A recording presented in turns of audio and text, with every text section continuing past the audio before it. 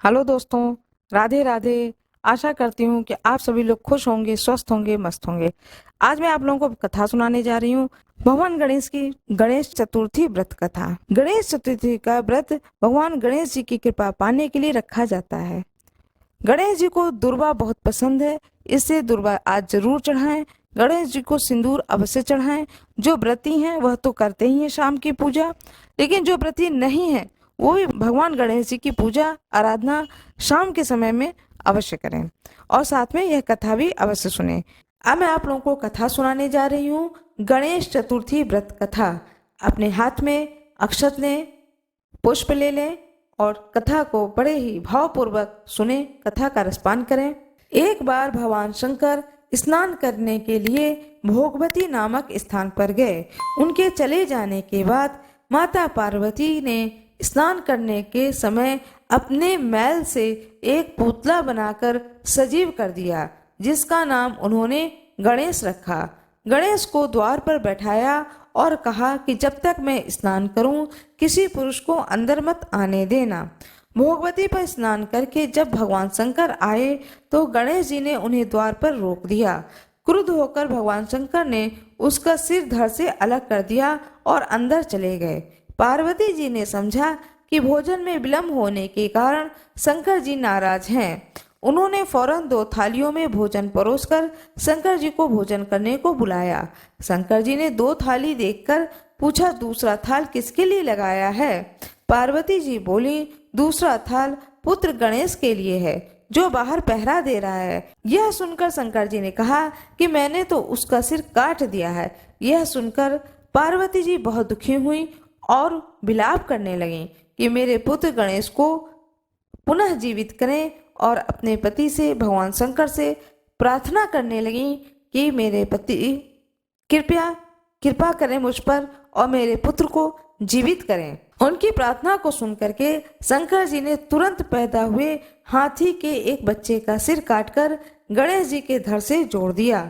तब पार्वती जी ने प्रसन्नता पूर्वक पति और पुत्र को भोजन कराकर स्वयं भोजन किया। यह घटना भाद्रपद शुक्ल चतुर्थी को हुई थी, इसलिए इसका नाम गणेश चतुर्थी पड़ा। भगवान भोलेनाथ की जय हो, माता पार्वती की जय हो, गणेश भगवान की जय हो। श्री गणेश चतुर्थी व्रत की पौराणिक कथा के अनुसार एक बार भगवान शिव तथा माता पार्वती नर्मदा नदी के किनारे बैठे थे। यहाँ माता पार्वती ने भगवान शिव से समय व्यतीत करने के लिए चौपड़ खेलने को कहा। शिव चौपड़ खेलने के लिए तैयार हो गए, परंतु इस खेल में हार जीत का फैसला कौन करेगा, यह प्रश्न उनके समक्ष उठा। तो भगवान शिव ने कुछ दिन के एकत्रित कर उसका एक पुतला बनाकर उसकी प्राण प्रतिष्ठा कर दी और पुतले से कहा, बेटा हम चौपड़ खेलना चाहते हैं, परंतु हमारी हार जीत का फैसला करने वाला कोई नहीं है, इसलिए तुम बताना कि हम दोनों में से कौन हारा और कौन जीता। उसके बाद भगवान शिव और माता पार्वती का चौपड़ खेल शुरू हो गया। यह खेल 3 बार खेला गया और संयोग से तीनों बार माता पार्वती ही जीत गईं। खेल समाप्त होने के बाद बालक से हार जीत का फैसला करने के लिए कहा गया, तो उस बालक ने महादेव को विजयी बताया। यह सुनकर माता पार्वती क्रोधित हो गईं और क्रोध में उन्होंने बालक को लंगड़ा होने, कीचड़ में पड़े रहने का श्राप दे दिया। बालक ने माता पार्वती से माफी मांगी और कहा कि यह मुझसे अज्ञानतावश हुआ है, मैंने किसी द्वेष भाव में ऐसा नहीं किया है। बालक द्वारा क्षमा मांगने पर माता ने कहा, यहाँ गणेश पूजन के लिए नाग कन्याएं आएंगी, उनके कहे अनुसार तुम गणेश व्रत करो, ऐसा करने से तुम मुझे प्राप्त करोगे। यह कहकर माता पार्वती भगवान शिव के साथ कैलाश पर्वत पर चली गईं। 1 वर्ष के बाद उस स्थान पर नाग कन्याएं आईं।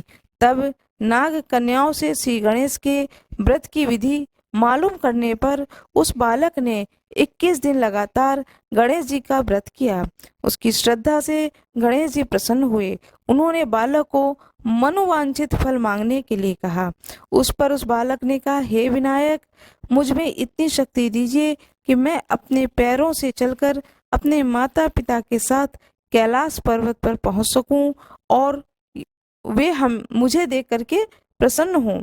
तब बालक को वरदान देकर श्री गणेश अंतर्ध्यान हो गए। इसके बाद वह बालक कैलाश पर्वत पर पहुंचा और कैलाश पर्वत पर पहुंचने की अपनी कथा उसने भगवान शिव को सुनाई। चौपड़ वाले दिन से माता पार्वती शिव जी से विमुख हो गई थीं। अतः देवी के रुष्ट होने पर भगवान शिव ने भी बालक के बताए अनुसार 21 दिनों तक श्री गणेश का व्रत किया। इस व्रत के प्रभाव से माता पार्वती के मन से भगवान शिव के लिए जो नाराजगी थी वह समाप्त हो गई। यह व्रत विधि भगवान शंकर ने माता पार्वती को बताई। यह सुनकर माता पार्वती के मन में भी अपने पुत्र कार्तिकेय से मिलने की इच्छा जागृत हुई। तब माता पार्वती ने भी 21 दिनों तक श्री गणेश का व्रत किया तथा दूर्वा फूल और लड्डुओं से गणेश जी की पूजा और अर्चना की। व्रत के 21वें दिन कार्तिकेय जी स्वयं माता पार्वती जी से मिलने आ गए। उस दिन से श्री गणेश चतुर्थी का यह व्रत समस्त मनोकामनाओं की पूर्ति करने वाला व्रत माना जाता है। इस व्रत को करने से मनुष्य के सारे कष्ट दूर होकर मनुष्य को समस्त सुख सुविधाएं प्राप्त होती हैं। भगवान गणेश की जय। भोलेनाथ की जय। पार्वती माता की जय। श्री गणेश संकष्टी चतुर्थी व्रत कथा। श्री गणेश संकष्टी चतुर्थी व्रत कथा अनुसार इस व्रत को धर्मराज युधिष्ठिर ने किया था। जब धर्मराज राज्यच्युत होकर अपने भाइयों के साथ वन में चले गए थे, तब उन्होंने भगवान कृष्ण से अपने कष्टों को लेकर जो प्रश्न किया था उस कथा को आप सुनिए। युधिष्ठिर भगवान कृष्ण से पूछते हैं कि हे पुरुषोत्तम, ऐसा कौन सा उपाय है जिससे हम वर्तमान में संकटों से मुक्त हो सकें, हम लोगों को आगे किसी प्रकार का कष्ट न भोगना पड़े, कृपया ऐसा उपाय बताएं। स्कंद कुमार जी कहते हैं कि जब युधिष्ठिर ने विनम्र भाव से हाथ जोड़कर बार बार अपने कष्टों के समाधान का उपाय पूछने लगे, तो भगवान श्री कृष्ण ने कहा कि हे राजन, प्रत्येक कामनाओं को पूरा करने वाला एक महान गुप्त व्रत है। युधिष्ठिर, इस व्रत के बारे में मैंने कभी किसी को नहीं बताया। हे राजन, प्राचीन समय में तब सतयुग था। तब पर्वतराज हिमांचल की कन्या पार्वती ने शंकर जी को पति रूप में पाने के लिए घने वन में जाकर कठोर तपस्या की, लेकिन भगवान शिव प्रसन्न नहीं हुए। तब पार्वती जी ने गणेश जी का स्मरण किया। गणेश जी उसी क्षण प्रकट हो गए, जिसे देखकर पार्वती जी ने पूछा कि मैंने कठोर, दुर्लभ और लोमहर्षक तपस्या की, लेकिन भगवान शिव को प्राप्त न कर सकी। कृपया करके आप मुझे अपने कष्ट विनाशक दिव्य व्रत, जिसे नारद जी ने कहा है, उसके महत्व के बारे में बताइए। पार्वती जी की बात सुनकर गणेश जी उस कष्टनाशक शुभदायक व्रत का वर्णन करने लगे। गणेश जी ने कहा, अत्यंत पुण्यकारी और समस्त कष्टनाशक व्रत को कीजिए, इससे आपकी सारी मनोकामनाएं पूर्ण होंगी और जो व्यक्ति इस व्रत को करेगा उसे सफलता जरूर मिलेगी। श्रावण मास के कृष्ण पक्ष की चतुर्थी तिथि की रात में चंद्रदेव का पूजन करना चाहिए। उस दिन मन में संकल्प लेना चाहिए कि जब तक चंद्रोदय नहीं होगा तब तक मैं भोजन नहीं करूंगी, अतः निराहार रहूंगी। पहले गणेश पूजन करके ही भोजन करूंगी। इसके बाद सफेद तिल के जल से स्नान करना चाहिए।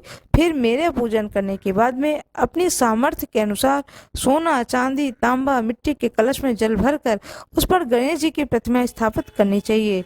मूर्ति को कलश पर पहले एक वस्त्र बिछाएं, उसके ऊपर अष्टदल कमल बनाए की आकृति बनाएं और फिर उस मूर्ति को वहां पर स्थापित कर दें और इसके बाद षोडश उपचार विधि से पूजन करें।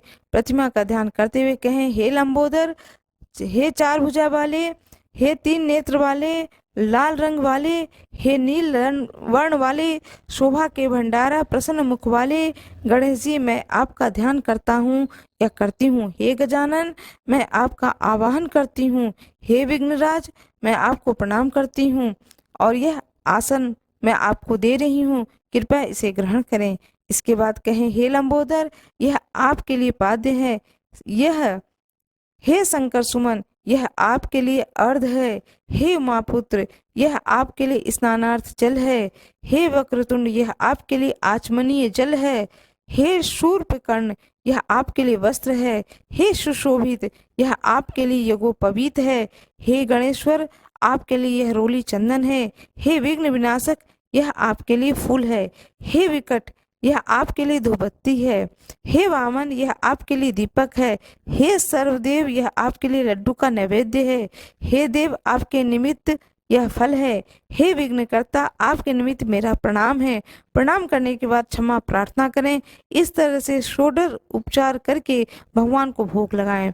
हे देवी, देसी घी से 15 लड्डू बनाएं। सबसे पहले भगवान को लड्डू अर्पित करें, फिर उसमें से 5 लड्डू ब्राह्मणों को दे दें। अपने सामर्थ्य के अनुसार दक्षिणा दें। फिर चंद्रोदय पर चंद्रमा को अर्घ दें। अर्घ देते समय यह कहें कि हे देवी, तुम सब तिथियों में सर्वोत्तम हो। हे गणेश जी के प्रिय हो। हे चतुर्थी, हमारे अर्घ को ग्रहण करो। तुम्हें मेरा प्रणाम है। इसके बाद फिर 5 लड्डू का खुद भोजन करें। फिर कहें, हे लंबोदर, आप हर व्यक्ति की इच्छाओं को पूरा करने वाले हैं। आपको मेरा प्रणाम है। हे समस्त विघ्नों के नाशक, आप मेरी कामनाओं को पूर्ण करें।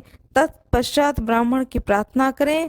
हे दिव्यराज, आपको नमस्कार है। आप साक्षात देव स्वरूप हैं। गणेश जी की प्रसन्नता के लिए हम आपको लड्डू समर्पित कर रहे हैं।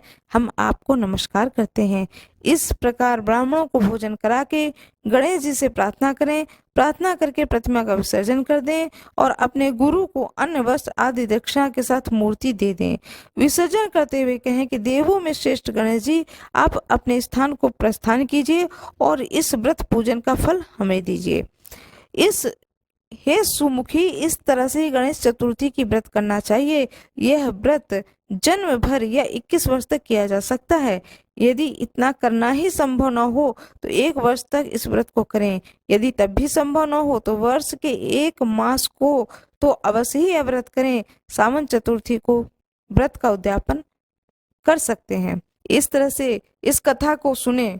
कथा को सुनने से पहले आप अपने हाथ में दाहिने हाथ की गदेली में फूल, चावल और थोड़ा सा जल अवश्य रख लें। जब इस पूरे कथा को सुन लें तो उस अक्षत फूल को भगवान गणेश जी के सामने समर्पित कर दें। जो भी आपके पास में भोग की वस्तु हो, धूप, दीप, नैवेद्य सब दिखाएं। गणेश जी की प्रतिमा का पूजा करें।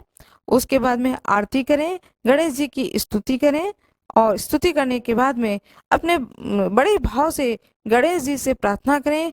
गणेश जी को भोग में लड्डू अवश्य लगाएं। मोदक हो तो मोदक लगाएं। गणेश जी को दुर्वा बहुत पसंद है, दुर्वा अवश्य चढ़ाएं। 11 या 21 दुर्वा के दुर्वा का एक गांठ बना लें और गांठ बना करके भगवान गणेश जी के सामने रख दें और गणेश जी को पीला सिंदूर अवश्य लगाएं। इस तरह से भगवान गणेश जी की बड़े ही मन से, भाव से पूजा करें। गणेश जी की स्तुति अवश्य करें। जो गणेश जी का 12 नाम है, प्रणम्य शिक्षा देवी गौरी पुत्रम विनायकम भक्तावासम स्मरणते कामात् सिद्ध अर्थे प्रथम वक्रतुंडम च एकदंतम द्वितीयम तृतीयम किष्मिकाक्षम गजवक्त्रम चतुर्थकम लंबोदरम पंचम च षष्ठम विकटमेव च सप्तम विघ्नराजम धूम्रवर्ण तथा अष्टकम नवम भालचंद्रम दशम तु विनायकम एकादश गणपति द्वादश तु गजाननम द्वादश शैतान्या च विघ्नमयम तस्य सर्व सिद्धिकरम प्रभु। इस श्लोक को, इस स्तुति को, यह गणेश जी के 12 नाम हैं, इसे अवश्य पढ़ें। इन 12 नामों को पढ़ने से गणेश जी बहुत ही प्रसन्न होते हैं और धन, संपत्ति, आयु, व्यापार में हानि हो रहा है तो वह भी दूर होता है और सारे विघ्न को भगवान गणेश जी दूर करते हैं और सारे कार्य बनने लगते हैं। सबका मंगल हो। इस स्तुति को जरूर पढ़ें। इसके बाद गणेश जी की आरती करें। सारे परिवार मिलकर के आरती करें और फल फूल भोग सारे परिवार को बांटें। गणेश चतुर्थी भाद्रपद माह के शुक्ल पक्ष की चौथ को गणेश चतुर्थी मनाई जाती है। इस चतुर्थी को गणेश चतुर्थी भी कहते हैं। इस भाद्रपद के शुक्ल पक्ष की चतुर्थी तिथि को ढेला फेक चतुर्थी भी कहते हैं।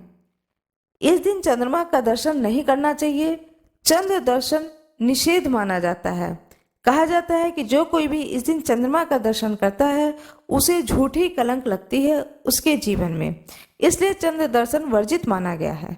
गणेश चतुर्थी के दिन से 10 दिन के पूरा महाराष्ट्र में 10 दिन के पूरा गणेश उत्सव मनाया जाता है। गणेश चतुर्थी से आरंभ होकर अनंत चतुर्दशी तक यह त्योहार मनाया जाता है, जो कि पूरे 10 दिन का होता है। और 11वें दिन गणेश जी की प्रतिमा जो कोई भी रखते हैं उस प्रतिमा का विसर्जन होता है। गणेश चतुर्थी के दिन से प्रतिमा को विराजित करते हैं अपने घर में और पूरे 10 दिन तक रखते हैं और 11वें दिन विसर्जित की जाती है। और गणेश चतुर्थी से लेकर के अनंत चतुर्दशी तक यह त्योहार मनाया जाता है पूरे महाराष्ट्र में। और अब यह घर घर उत्सव मनाया जाता है। भगवान श्री कृष्ण की जय हो। आज मैं आप लोगों को गणेश चतुर्थी के अवसर पर यह कथा सुनाने जा रही हूँ। भगवान श्री कृष्ण और समयंतक मणि की कथा। कहा जाता है भादो मास के शुक्ल पक्ष की चौथ तिथि पर चंद्रमा का दर्शन नहीं करना चाहिए। जो कोई भी इस दिन चंद्रमा का दर्शन करता है तो बिना कारण ही उसके माथे पर कलंक लग जाता है। इसी प्रकार भगवान श्री कृष्ण के ऊपर भी एक बार कलंक लगा था। इस झूठे कलंक की कथा आज मैं आप लोगों को सुनाने जा रही हूँ। आज मैं आप लोगों को भगवान श्री कृष्ण और समयंतक मणि की कथा सुनाने जा रही हूँ। कृपया पूरी कथा को सुने। कहा जाता है कि भगवान की कथा पूरी सुननी चाहिए, बीच में अधूरी नहीं छोड़नी चाहिए। कृपया कमेंट बॉक्स में जय श्री कृष्णा अवश्य ही लिख दें। आइए प्रेम पूर्वक इस कथा को सुनते हैं। सुखदेव जी बोले, हे राजा परीक्षित, द्वारिका में सत्राजीत नामक एक यादव रहते थे। वे भगवान सूर्य के परम भक्त थे। भगवान सूर्य ने प्रसन्न होकर के उन्हें समयंतक मणि दी थी। एक दिन सत्राजीत ने उस मणि को धारण करके भगवान श्री कृष्ण से मिलने गए। उस मणि के कारण सत्राजीत साक्षात सूर्य के समान ही उसके तेज से तेजस्वी जैसे पुरुष दिख रहे थे। अतः द्वारिकावासी इसी भ्रम में थे कि स्वयं भगवान सूर्य ही श्री कृष्ण से मिलने आए हैं। अतः उनके दासों ने भी श्री कृष्ण को जाकर यही सूचना दी कि स्वयं भगवान सूर्य आपसे मिलने आए हैं। भगवान श्री कृष्ण ने उन्हें समझाते हुए कहा कि वे स्वयं भगवान सूर्य नहीं हैं, भगवान सूर्य के भक्त हैं।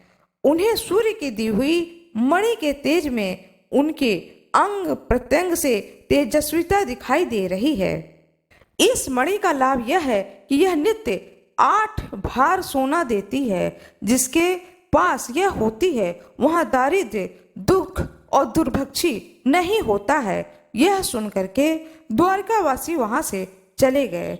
सत्राजीत के आने पर भगवान श्री कृष्ण ने उन्हें समझाते हुए कहा कि सत्राजीत, नीति शास्त्र यह कहता है कि मनुष्य को स्थिति व अपने अनुसार ही वस्त्र, अलंकार, आभूषण आदि धारण करने चाहिए। यदि उसके पास वे स्थिति से अधिक हैं तो उन्हें उसे राजा को अर्पित कर देना चाहिए।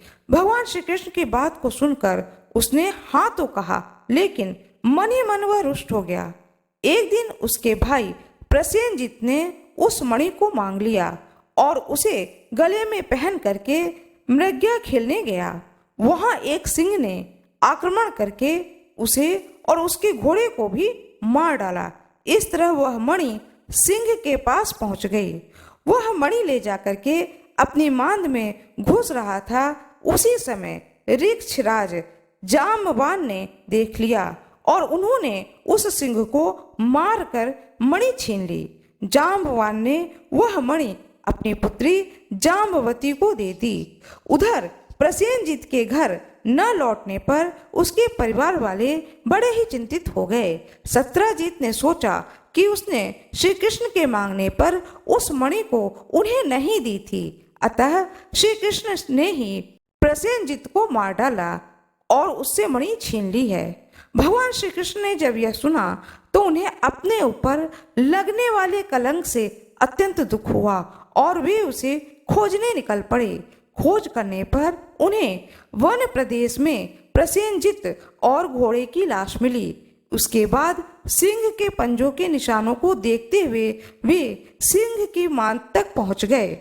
वहां पर उन्हें सिंह की लाश मिली। पर वहीं वृक्ष के पंजों के निशान दिखाई पड़े। उन्हें देखते देखते भगवान श्री कृष्ण जामवान की गुफा तक पहुंच गए। वहां वे उस गुफा में घुसे। वहां जाकर देखते हैं कि एक कन्या उस मणि से खेल रही है। उस मणि को कन्या से लेने के लिए भगवान श्री कृष्ण जैसे ही आगे बढ़े, वह कन्या उस अपूर्व और अपरिचित व्यक्ति को देखकर चिल्ला उठी। उसके चिल्लाने का स्वर सुनकर के सोए हुए जामवान जाग उठे। जामवान ने उन्हें साधारण व्यक्ति जानकर उन पर आक्रमण कर दिया। भगवान श्री कृष्ण ने आक्रमण को बचाकर उन पर मुष्टिक से प्रहार कर दिया और जामवान को धराशायी कर दिया। इससे जामवान और भी अधिक कुपित हो गए और भगवान से युद्ध करने लगे। इस तरह से युद्ध होते होते 28 दिन बीत गए। तब जामवान को समझ में आता है कि यह कोई साधारण व्यक्ति नहीं है। यह व्यक्ति युद्ध करते करते न तो थका, न ही एक मिनट के लिए आराम किया, अतः यह कोई साधारण व्यक्ति नहीं है। ऐसा विचार वो कर रहे थे, तब उन्हें याद आता है कि इसी प्रकार का युद्ध भगवान श्री राम ने किया था। इस बात को याद आने पर जामवान भगवान श्री कृष्ण के चरणों में गिर जाते हैं और कहते हैं कि हे प्रभु, आप तो मेरे इष्ट हैं, मैंने आपको नहीं पहचाना, इसके लिए आप मुझे क्षमा करें। आप तो इस जगत के स्वामी हैं तथा यदुकुल में जन्म लेकर श्री कृष्ण कहलाते हैं। आप तो काल के भी काल हैं, रुद्र और स्वयं प्रलयकार हैं। आप तो मेरे इष्ट हैं। भगवान श्री कृष्ण ने उसकी प्रेम और भक्ति से पूर्ण वाणी सुन करके उसके शरीर पर हाथ फेरा, जिससे जामवान के शरीर की सारी पीड़ा दूर हो गई। भगवान श्री कृष्ण ने कहा, हे वृक्षराज, मैं यह मणि तुमसे लेने आया हूँ, क्योंकि इस मणि को चुराने का मुझ पर झूठा आरोप लगा है। यह सुनते ही श्री जामवान ने मणि और अपनी पुत्री जामवती न दोनों को ही भगवान श्री कृष्ण को दे दिया। यादवों ने तो 10-12 दिन तक भगवान श्री कृष्ण की प्रतीक्षा की, पर उनके न लौटने पर वे चिंतित हो उठे। रुक्मिणी आदि रानियां रोने लगीं। इस बीच ही उन्होंने भगवान श्री कृष्ण को अत्यंत सुंदरी कन्या के साथ आते हुए देखा। भगवान श्री कृष्ण को सकुशल और प्रसन्न मुख से आते देखकर वे सभी सुखी हो गए। वैदिक रीति के अनुसार भगवान श्री कृष्ण ने जामवती से विवाह किया। इसके पश्चात सत्राजित को बुलाकर उन्होंने मणि उन्हें लौटा दी। मणि पा करके सत्राजित मन ही मन अत्यंत लज्जित हुए और घर आकर सोचने लगे कि मुझसे बहुत बड़ा अपराध हुआ।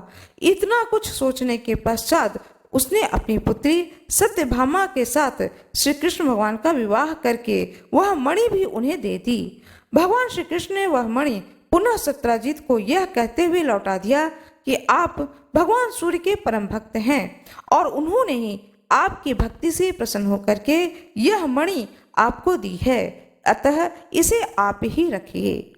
भगवान श्री कृष्ण की जय हो, जामवान की जय हो, मणि की जय हो, भगवान सूर्य की जय हो। आशा करती हूँ कि आप लोगों को यह कथा बहुत ही अच्छी लगी होगी। कमेंट बॉक्स में जय श्री गणेश जरूर लिख दें। कृपया वीडियो को लाइक करिएगा, चैनल को सब्सक्राइब करिएगा, बेल आइकन दबाना ना भूलिएगा। आप लोगों का बहुत बहुत धन्यवाद।